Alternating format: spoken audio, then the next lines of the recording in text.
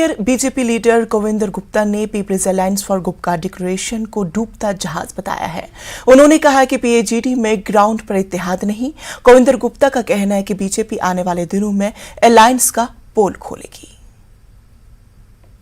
की provincial committee ने जिस तरह से कल एक रेजोल्यूशन पास किया और उन्होंने ये कहा है कि वो आगे जो इलेक्शन होने वाले हैं, जब भी इलेक्शन जम्मू कश्मीर में होंगे, वो अकेले चुनाव लड़ेगी। 90 की 90 सीटों पे वो अकेले लड़ेगी और पीएजीडी के साथ उनका कोई अलायंस नहीं होगा। बहुत बड़ी खबर है ये। और उसके बाद जम्मू कश्मीर की सियासत में ज़बरदस्त तूफान मचा हुआ है। पीडीपी भी डिफेंसिव मोड पर आ गई है। हमारे साथ इस वक्त बीजेपी के सीनियर लीडर और farmer deputy chief minister Kavinder Gupta है।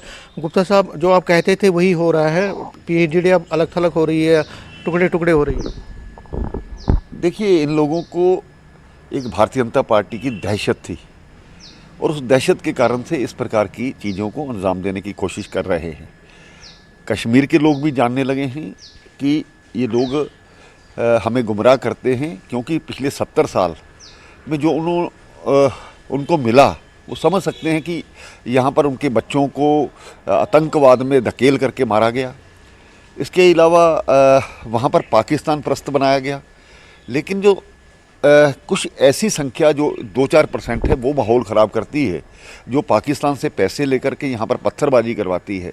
कुछ ऐसे मस्जिदों में मुल्ला लोग हैं, वो वहाँ पर हालात ख़राब करते हैं और जमायत की सपोर्ट लेकर के और इसके साथ हुर्रियत की सपोर्ट लेकर के आज नेशनल कॉन्फ्रेंस ने भी सोचा होगा कि शायद ये जो हम यहाँ पर अलायंस बना रहे हैं, ये चलने वाला नहीं है। मुझे लगता है उनका अपना ये फैसला है। अच्छी बात है, लड़ना भी चाहिए। हर पार्टी का एक अपना, और नेशनल कॉन्फ्रेंस एक ऐसी पार्टी है जो सत्ता में रही है और पूरे 2/3 मेजॉरिटी तक लड़ती रही है। राजनीतिक पार्टियां मजबूत हों, अपोजिशन भी मजबूत हो, इस प्रकार की व्यवस्था लोकतांत्रिक में चाहिए। लेकिन आपको लगता है कि जिस तरह से अभी तो इलेक्शंस का पता नहीं है, लेकिन जिस तरह से पार्टीज पीडीपी और खासकर क्योंकि यही दो बड़ी पार्टीज़ हैं इस पीएजीडी में, तो दोनों अलग अलग अब एनसी पीडीपी से दूर जा रही है, तो बीजेपी को इसका फ़ायदा होगा, ये तो जाहिर है, क्योंकि अगर वो अलग अलग होते।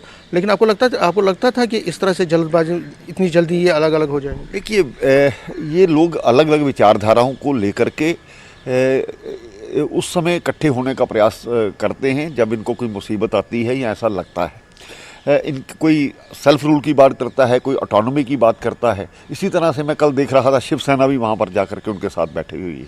ये कौन सा ऐसा अलायंस है, कौन सा ऐसा गठबंधन है जो चल पाएगा? वो तो स्वाभाविक बात थी। इन्होंने आज भी नहीं और कल भी नहीं, ये पिछले जब इलेक्शन हुए थे, ये जो बीडीसी के डीडीसी के, उसमें भी इन्होंने देखा, पहले ये इकट्ठे कह रहे थे, अगर कहीं इकट्ठे भी तो इनके कोई ना कोई व्यक्ति इनका खड़ा हो गया था। और नेशनल कॉन्फ्रेंस ने समझा होगा कि पीडीपी के तो सभी नेता उनको छोड़ करके चले गए, बिखर गए हैं, वो विचारधारा अब चलने वाली नहीं है, तो उन्होंने भी इस प्रकार का रुख अपनाया होगा। बाकी आगे आगे क्या होता है वो पता लगेगा। लेकिन उसमें एक चीज़ है कि जो पीडीपी के जो एनसी ने रेजोल्यूशन कल पास किया, उसमें ये कहा कि कुछ कॉन्स्टिट्यूएंसीज जो पीजीडी के हैं, जो जिसमें खासकर पीडीपी की बात उन्होंने हालांकि पीडीपी का नाम नहीं लिया, लेकिन लग रहा है कि उन्होंने कहा कि वो हमें टारगेट करते थे। तो इनकी आपसी लड़ाई, अगर ये कह रहे थे कि हम इकट्ठे हैं, तो आपसी लड़ाई ग्राउंड पे तो है इनकी। तो आपको लगता है कि ये दिखावा करते थे, बड़े लीडर हाथ जोड़ के मतलब इकट्ठे बैठते थे, चाय पीते थे, लेकिन जो ग्राउंड पे है इनकी आपस में बनती नहीं? बिल्कुल, ये अलग अलग परिवार है और परिवार की राजनीति करते हैं। ये सोचते होंगे कि अगर हमने किसी दूसरे को सौंप दिया तो ये परिवारवाद भी नहीं चलने वाला। तो ये कारण भी मेन रहा होगा क्योंकि आज हिंदुस्तान की राजनीति में बहुत से ऐसे प्रदेशों में दल हैं जो सिर्फ परिवार के आधार पर काम करते हैं। ये दोनों दल भी वही हैं, अपने अपने मसले हो सकते हैं। मुझे लगता है कि उसी को देख करके भी शायद इन्होंने इस गठबंधन से दूर रहना ठीक समझा। तो लास्ट में पूछना चाहूँगा गुप्ता साहब कि क्या लगता है उसका फ़ायदा, क्योंकि कश्मीर में भी आप कोशिश कर रहे हैं अपनी ज़मीन मजबूत करने की, उसका फ़ायदा होगा कश्मीर में? बिल्कुल, भारतीय जनता पार्टी ने पहले से वहाँ पर अपना अच्छा आधार बनाया है। एक समय 2008 में और 2014 में 5,000 के लगभग हमें 3 पार्लियामेंट्री कॉन्स्टिट्यूंसी में वोट मिलता था। आज वहाँ 3.5 लाख से ज़्यादा हमारी मेंबरशिप है।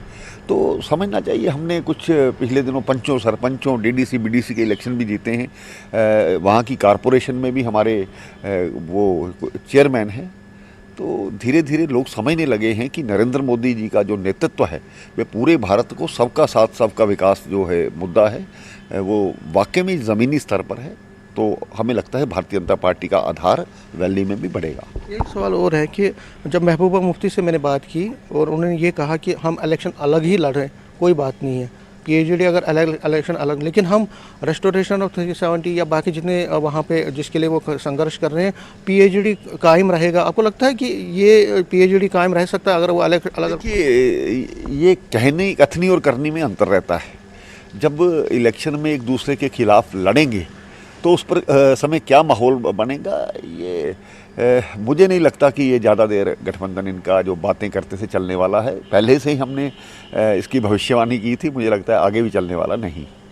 न्यूज़ 18 से बात करने के लिए शुक्रिया। तो ये थे कविंदर गुप्ता, जो साफ कह रहे हैं कि पीएचडी जो है वो एक डूबता जहाज़ है, इसके कॉन्स्टिट्यूएंट्स अब अलग अलग हो रहे हैं और इसका जो फ़ायदा है बीजेपी उठाने की कोशिश करेगी, खासकर कश्मीर वैली में अपने जनाधार को और मजबूत करने की कोशिश करेगी। और जिस तरह अब एनसी और पीडीपी अलग अलग हो रहे हैं तो उस गैप को फिल करने के लिए भी बीजेपी वहाँ तैयार है। कैमरामैन नारायण के साथ में समीर भट्ट, न्यूज़ 18। बांदीपुरा में